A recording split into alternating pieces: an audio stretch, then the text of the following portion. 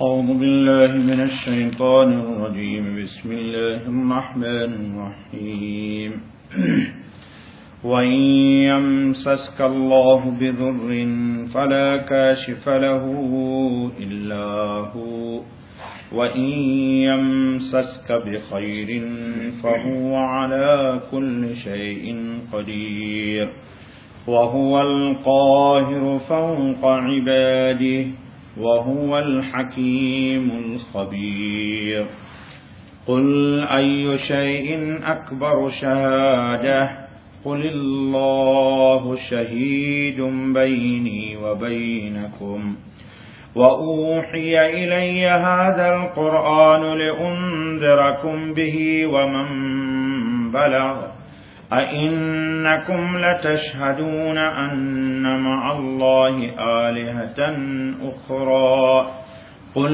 لا أشهد قل إنما هو إله واحد وإنني بريء مما تشركون صدق اللہ العظیم۔ یہ آج آپ کے سامنے دوستو آیت نمبر 17 سے 19 تک پڑھی گئی ہے، جس میں ایک آیت کی وضاحت تو کل ہو گئی تھی کہ اللہ پاک اگر کسی کو کوئی سختی میں ڈال دیں تو پوری کائنات عالم اس کو سختی سے نکال نہیں سکتی، اور اگر اللہ تعالیٰ کسی کو خیر و بھلائی پہنچانا چاہیں تو بھرپور اس پر قادر ہے، کوئی رکاوٹ۔ ایک جگہ قرآن میں ہے فلا راد لفضلہ، اللہ کے فضل کو کوئی دنیا کی طاقت حجاب پردہ رکاوٹ نہیں ہو سکتی۔ اس کے بعد اللہ نے کہا وَهُوَ الْقَاهِرُ فَوْقَ عِبَادِهِ وَهُوَ الْحَكِيمُ الْخَبِيرُ، اسی کا زور ہے اپنے بندوں پر اور وہی ہے بڑی حکمت والا، سب کی خبر رکھنے والا۔ کیا پیاری بات کر دی۔ اللہ پاک کیا ہے؟ زور والے ہیں۔ زور سمجھتے ہیں؟ کوئی چاہے یا نہ چاہے اللہ جو چاہیں گے وہ اس پر مسلط کر دیتے، زور والے ہیں، اور وہ اپنے بندے کے احوال سے باخبر ہے۔ اپنے بندے کے کیا مطلب؟ اگر کسی پہ کوئی خوشی آتی تو بھی اللہ اس کو دیکھ کر کے خوشی دیتا ہے، اور اگر کوئی غمی آتی ہے تو بھی اللہ اس کو غم میں کیوں ڈالتا ہے وہ باخبر ہے، اس لیے اس کو غم میں ڈالتا ہے۔ رموز کی احادیث سے پہلے آپ مجھ سے سن چکے ہیں کہ اللہ پاک ہے رحمان و رحیم۔ اللہ پاک کیا ہے؟ دیکھتے ہیں کہ بندہ اگر تنگ دستی میں رہے گا تو ایمان سے نکل جائے گا تو کشادگی دے دیتے تاکہ وہ ایمان کو بچا لے، ایمان بچ جائے، آخرت کی پکڑ سے گرفت سے بچ جائے۔ اور دیکھتے ہیں کہ اب دنیا اس کو ملنے لگی، اب ذرا یہ جی کیا اب ذرا یہ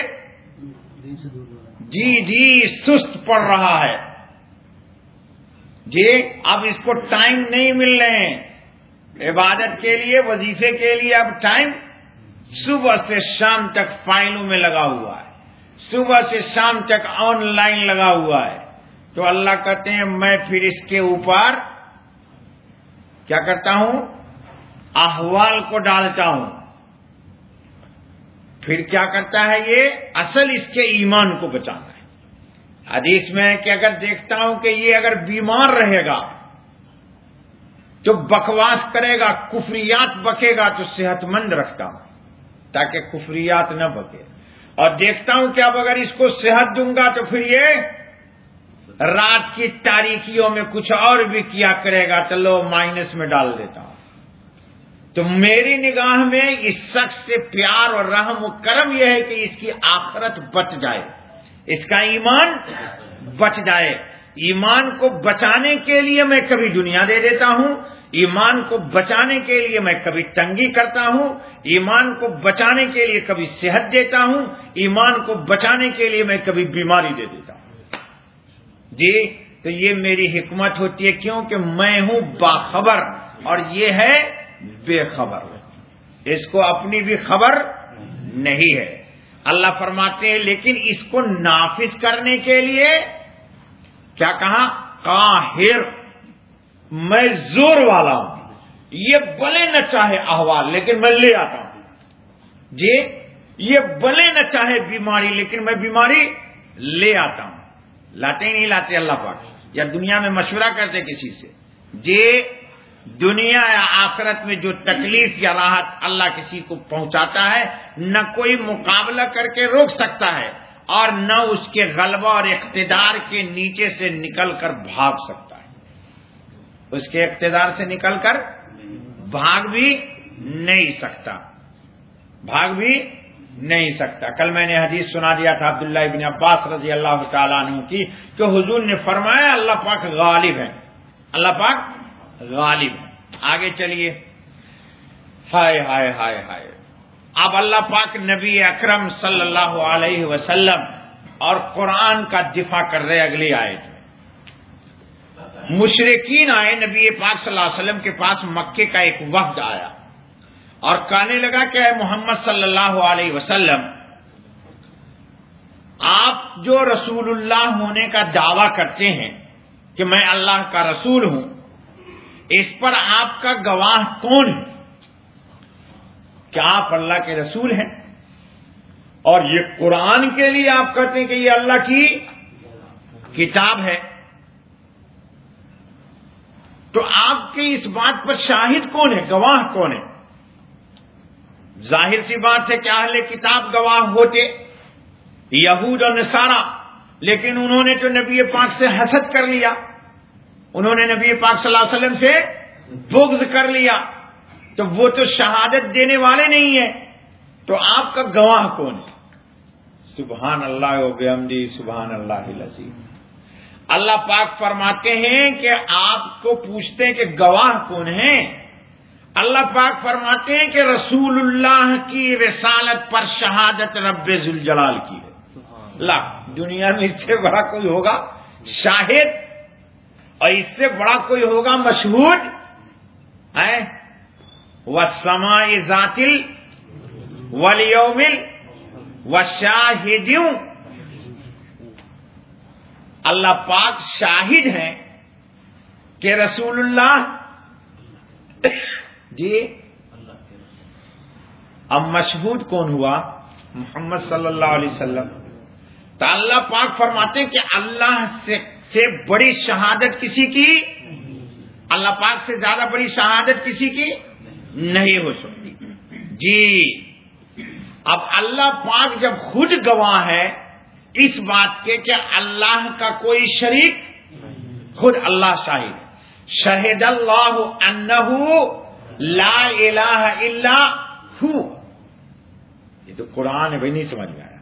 شہد اللہ، اللہ نے خود گواہی دے دی، لا الہ الا ہو، کہ خود اپنی توحید پر وہ خود گواہ ہے، اس کو کسی مخلوق سے گواہی، بھائی بھی اگر مخلوق سے گواہی لی جائے تو یہ تو عجز ہو جائے گا، تو خالق اپنی شہادت خود دے رہا ہے، خالق اپنی شہادت خود دے رہا. اس کے بعد قرآن کیا کرا ہے؟ والملائکہ، اور فرشتے، واولو العلم، اور اہل علم جو ہیں جن کو علم ربانی حاصل ہے، وہ لوگ اس بات پہ گواہ ہیں کہ اللہ کیا ہے؟ اللہ جی. دوسری بات یہ کہ اللہ پاک تو گواہ ہیں، نبی پاک کی رسالت پر شاہد کیا ہے؟ نبی پاک کے معجزات. پہلے بھی 2-3-4 دن پہلے میں نے اس پر بحث کی ہے کہ نبی کے نبوت پر دلیل کیا سے ہوتی ہے؟ معجزات. معجزات نبی لاتے نہیں ہیں، معجزات نبی کو اللہ پاک بطور دلائل کے دیتے ہیں. معجزات اللہ پاک اپنے نبی کو، تمام انبیاء کو دیتے ہیں. اور نبی پاک علیہ الصلوۃ والتسلیم کا جو معجزہ ہے، نبی پاک علیہ الصلوۃ والتسلیم کا جو معجزہ ہے وہ جی کہتے ہیں، مجھے تو اتفاق نہیں ملا ہے لیکن اب کبھی چانس ملے گا تو ضرور. بھائی موبائل بند کر لو. 3 چیز یاد کر لینا. یہ آج بھی دنیا کے وقت کے گزر جانے کے ساتھ ساتھ کہتے ہیں کہ شہادت دے رہی ہے. کس کا موبائل ہے؟ اس کا نکال کر کے وضو خانہ میں رکھ دو پانی میں، تاکہ وہ بھی وضو کر لے.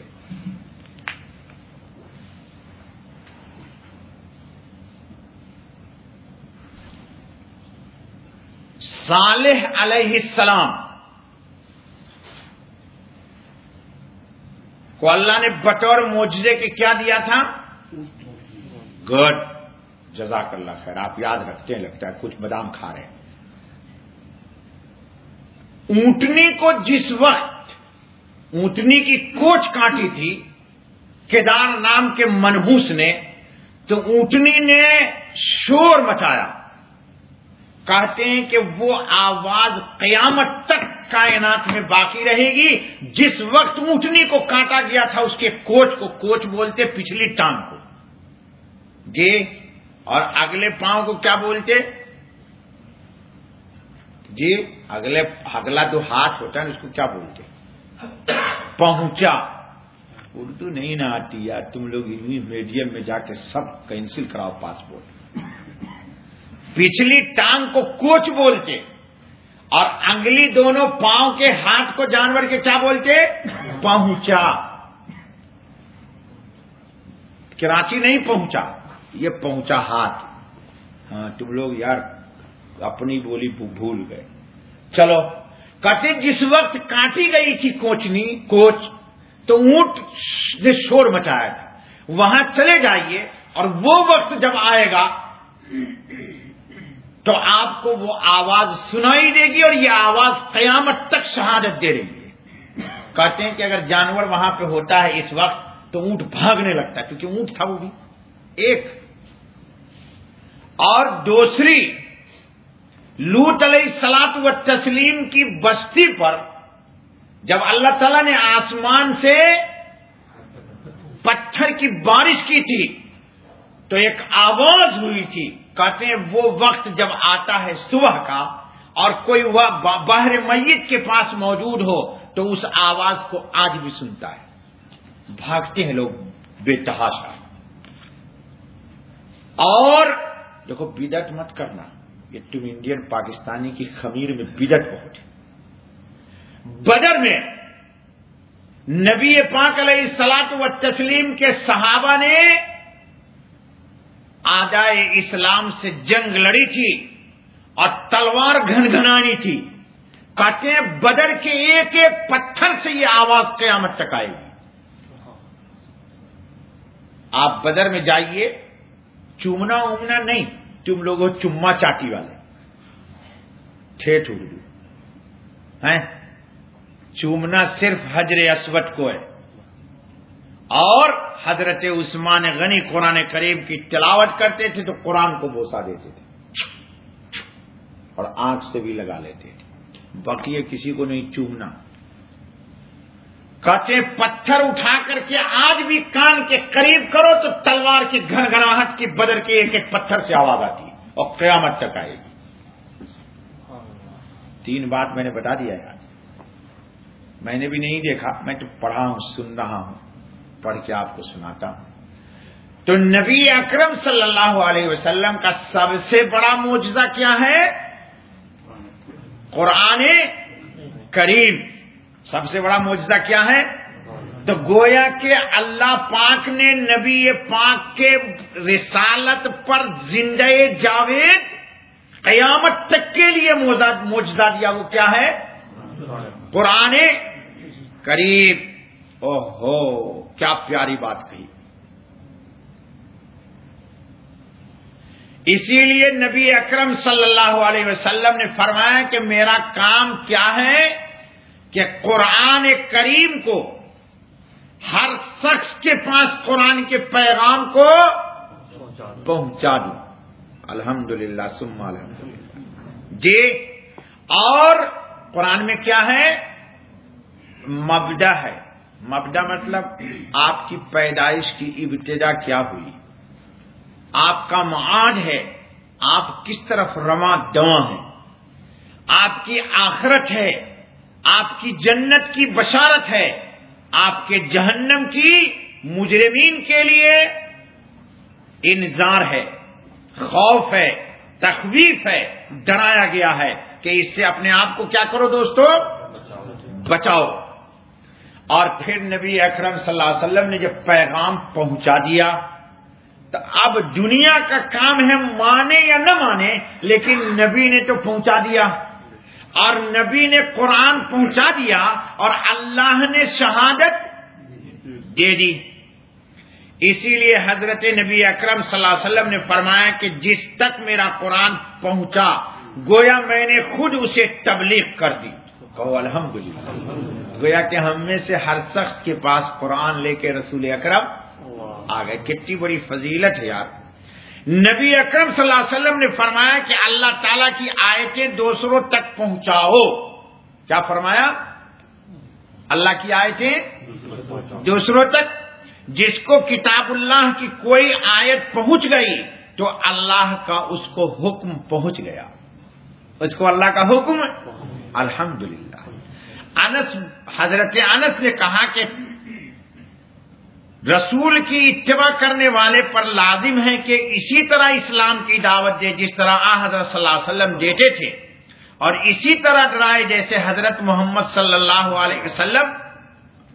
جی حضرت ابن عمر کی روایت ہے رضی اللہ تعالی عنہ، فرماتے ہیں کہ رسول اکرم صلی اللہ علیہ وسلم نے فرمایا کہ میری جانب سے لوگوں تک قرآن کو پہنچاؤ گرچہ اس کی ایک ہی آیت ہو، گرچہ اس کی ایک ہی آیت ہو. سب حدیث سن لو. آج حضرت ابن مسعود رضی اللہ تعالیٰ عنہ نے فرمایا کہ رسول اکرم صلی اللہ علیہ وسلم نے فرمایا اللہ اس بندے کو سرسبز کرے. دیکھو دعا دی ہے، اللہ ہم سب کو سرسبز کرے. کیا دعا دی حضور نے.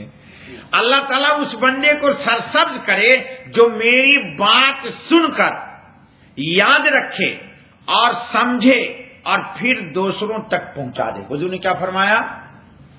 اس کو اللہ تعالیٰ ہرا بھرا شاداب رکھے. ہم سب شاداب ہیں انشاءاللہ، ہم سب شاداب ہیں، کوئی غم وم نہیں ہے. الحمدللہ الحمدللہ.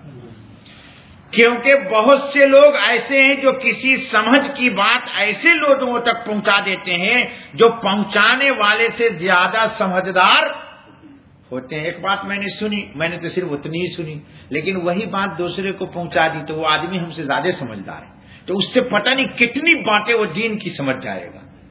جی 3 باتوں میں مسلمان کا دل بخیل نہیں ہوتا. سن لو 3 باتوں میں مسلمان کبھی بخیل. خلوص کے ساتھ اللہ کے لیے عمل کرنا.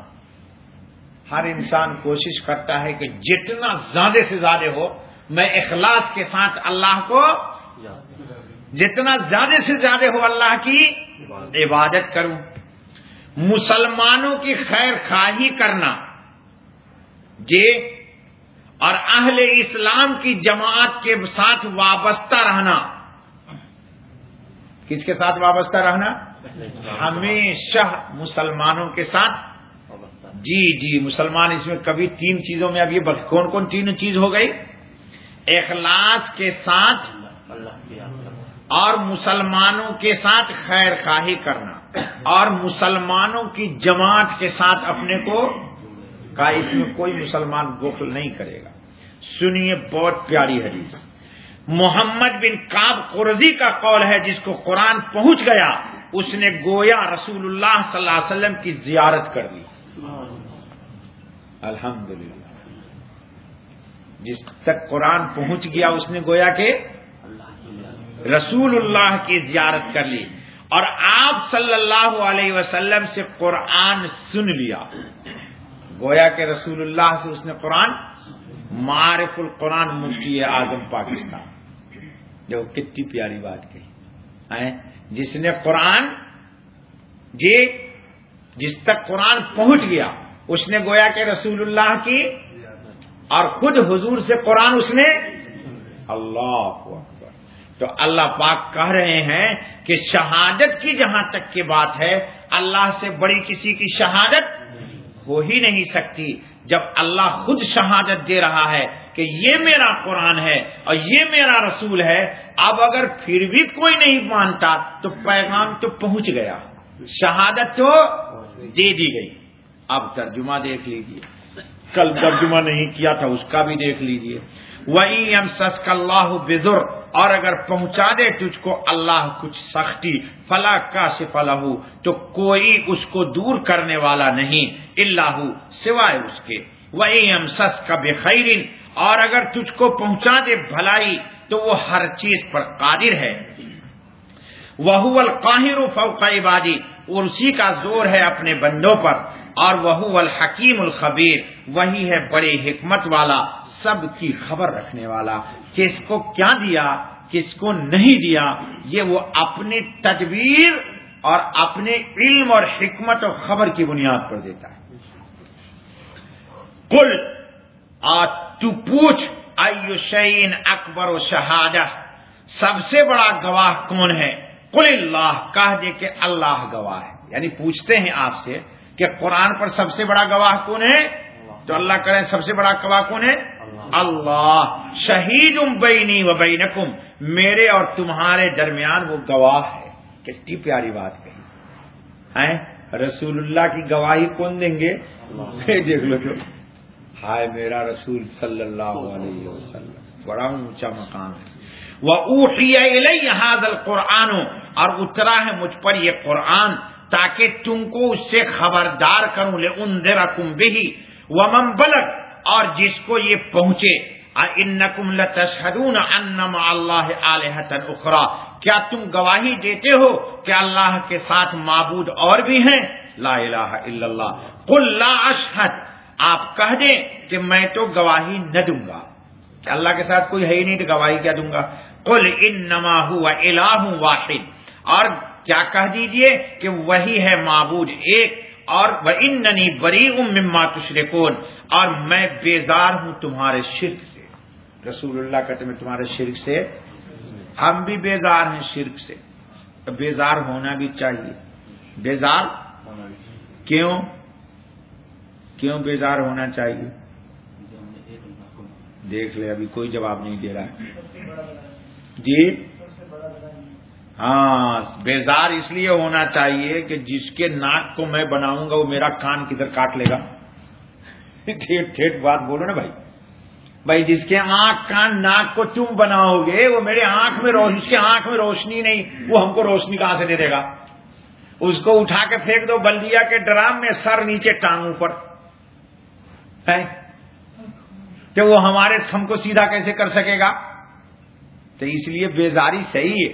بیزاری، اللہ ہم کو موت تک اس شرک سے بیزاری ہی رکھے اور اپنا بنا کے رکھے. بس بابا سبحان اللہ بحمدہ، سبحان اللہ العظیم، سبحانک اللہم وبحمدک، اشہد ان لا الہ الا انت، استغفرک واتوب الیک. یا اللہ معاف کر دے، درگزر کر دے، فضل کا، کرم کا، عافیت کا، راحت کا معاملہ فرما دے میرے اللہ، محض اپنے فضل سے فضل کا معاملہ فرما۔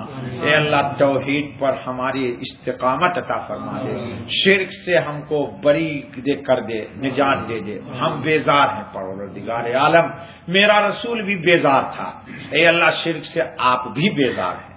اے اللہ ہمیں تو ہمیشہ موحد رکھیے، توحید پر ہماری جان نکل جائے۔ اے اللہ دنیا اور آخرت دونوں کو سنوار دے، ہر مشکل کو، ہر غم کو دور کر دے، ہر پریشانی کو ختم کر دے، دارین کی خوشی نصیب کر دے۔ اے اللہ موت ہم سب کا خاتمہ ایمان پر دے۔